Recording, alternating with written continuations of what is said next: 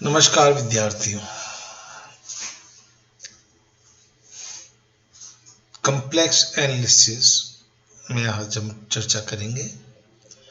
BSc part third year के लिए ये विषय है।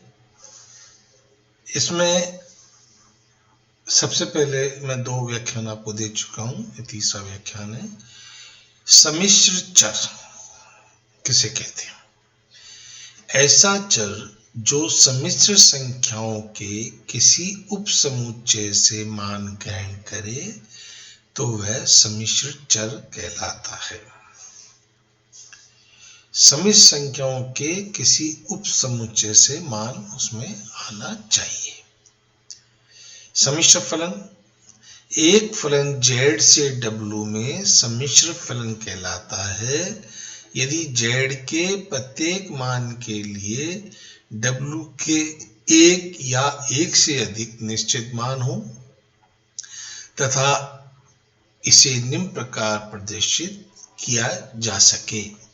w बराबर fz, जहाँ z बराबर क्या है x प्लस आइटा y और w बराबर है u प्लस आइटा y। हम w को ऐसा भी ले सकते हैं क्योंकि u और v x के फलन होने चाहिए x y के, तो w बराबर uxy प्लस vxy ऐसा भी हम लिख सकते हैं। अब एक मानी और बहुमानी फलन, जैसे इनके नामों से अपन कह सकते हैं, जिसका एक मान हो तो एक मानी हो जाएगा, ज्यादा मान होंगे तो बहुमानी हो जाएगा। टेक्निकल भाषा में जो परिभाषा होगी वो इस प्रकार से है। एक मानी फलन, एक फलन z से w में सम्मिश्र एक मानी फलन कहलाता है यदि z के प्रत्येक मान के लिए w का केवल एक मान हो। इसे एक मानी फलन या एक समान फलन कहते हैं। बहुमानी फलन, एक फलन z से w में सम्मिश्र बहुमानी फलन कहलाता है यदि z के कुछ अथवा सभी मानों के लिए w का 2 या 2 से अधिक मान हमें प्राप्त हो तो इसे बहुमानी फलन कहेंगे। इसके बाद सम्मिश्र चर का पथ। हम जानते हैं कि वास्तविक चर राशि के फलन y बराबर fx में चर x अक्ष पर स्थित बिंदुओं के संगत मानों को ग्रहण करता है, परंतु यदि fz सम्मिश्र राशि z का फलन है तो स्वतंत्र चर z तल में स्थित मानों को ग्रहण करेगा। अतः सम्मिश्र चर का पद प्रारंभिक व अंतिम बिंदुओं को जब हम मिलाएं और उन मिलाने से जो बहुभुजी चाप बनेगा वो उसका पद होगा। तो हम ये कह सकते हैं सम्मिश्र चर का पद z समतल में सम्मिश्र चर के जो प्रथम बिंदु और अंतिम बिंदु है उनको मिलाने पर जो बहुभुजी चाप बनता है वो सम्मिश्र चर पद का क्या कहलाता है? पद कहलाता है। ये पद हो सकता है सरल रेखा हो सकता है वक्र हो, तो कुछ भी हो सकता है। सम्मिश्र फलन की सीमा।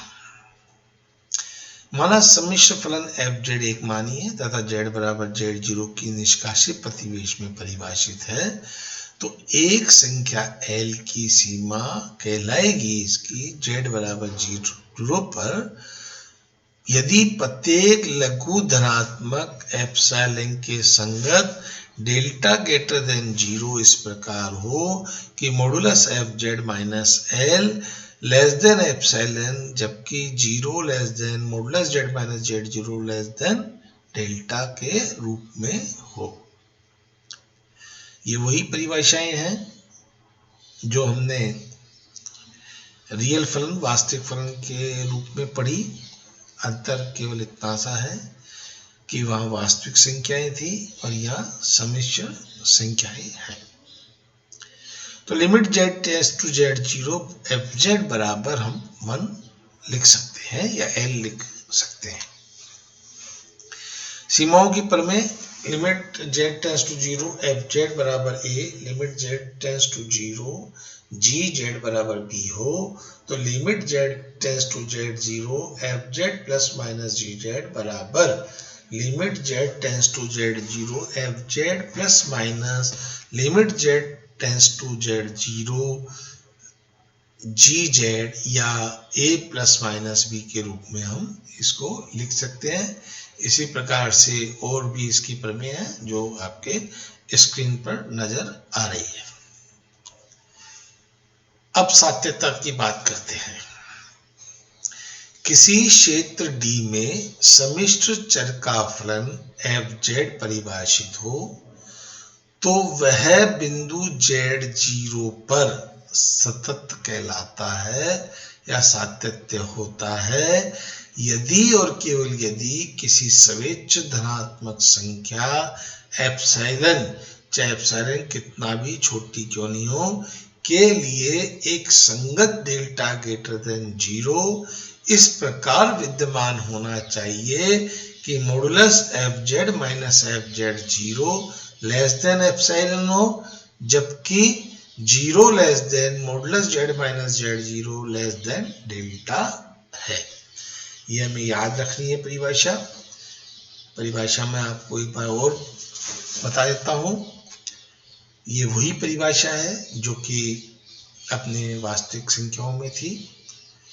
अगर modulus fz minus fz 0 less than epsilon हो और 0 less than modulus z minus z 0 less than delta हो तो fz z0 पर सतत कहलाता है या fz सातत्य होगा। यहां यह ध्यान रखना है कि स्वेच्छ धनात्मक संख्या एप्सिलॉन के संगत डेल्टा ग्रेटर देन 0 इस प्रकार से अवश्य विद्यमान हो कि 0 less than modulus z minus z 0 less than delta हो। वास्तविक काल्पनिक भागों के पदों में सात्यता की बात करें तो मान लीजिए fz बराबर uxy प्लस आइटा vxy है और सतत फलन है, तो ये सिद्ध करा रहा है कि अगर ये सतत फलन है तो यदि और केवल यदि uxy vxy भी इस सम्मिश्र बिंदु z0 पर सतत हो। तो कुल मिला के अगर फलन सतत है तो हमें ये सिद्ध करना है कि z0 पर ये सतत है uxy और vxy, और अगर uxy vxy बिंदु z0 पर सतत है तो हमें ये सिद्ध करना है कि फलन fz बराबर uxy प्लस आइटा vxy भी सतत फलन होगा। माना fz सम्मिश्र बिंदु z0 x0 y0 पर सतत फलन है। परिभाषा अनुसार एप्सिलॉन ग्रेटर देन 0 के संगत डेल्टा ग्रेटर देन 0 अवश्य विद्यमान होगा। इस प्रकार से होगा कि modulus fz minus fz 0 less than epsilon, जबकि 0 less than modulus z minus z 0 less than delta.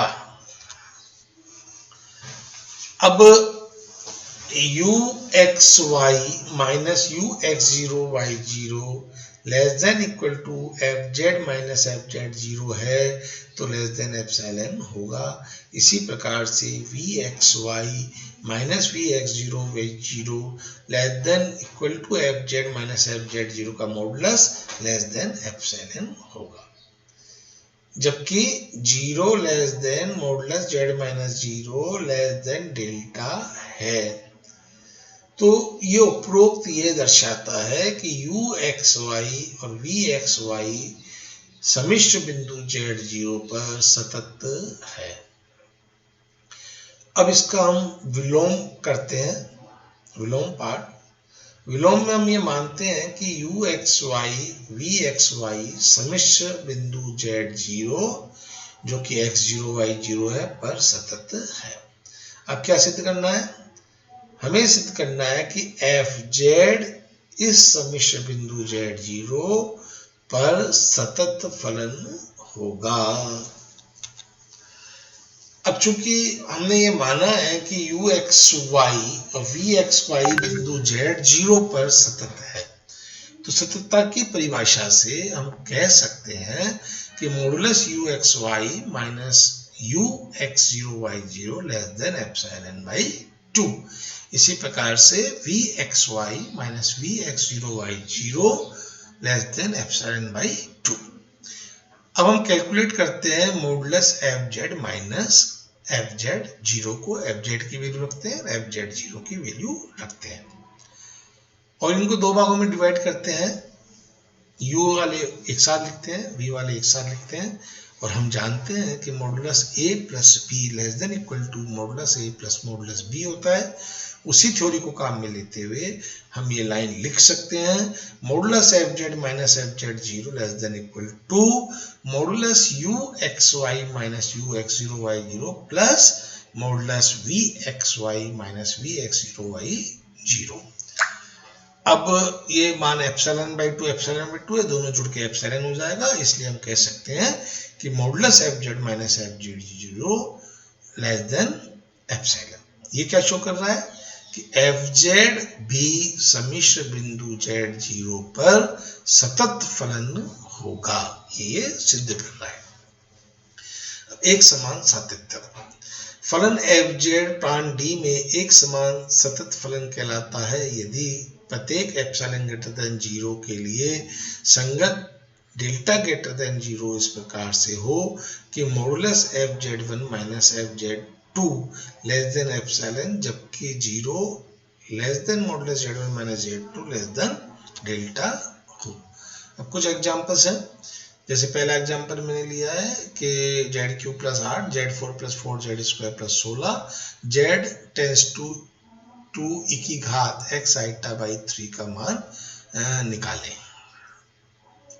हम क्या करते हैं, z6 माइनस 64 को सोल्व करते हैं, इसके टुकड़े किए तो Z square minus 4, Z 4 plus 4, Z square plus 16 आ गया। तो हम इसका मान यहाँ पे रखते हैं, जेड अंश और हर को पहले तो हम गुणा करते हैं जेड स्क्वायर माइनस 4 से और मान कर देते हैं, तो नीचे जो मान है वो कैलकुलेशन के हिसाब से z6 माइनस 64 आ जाएगा।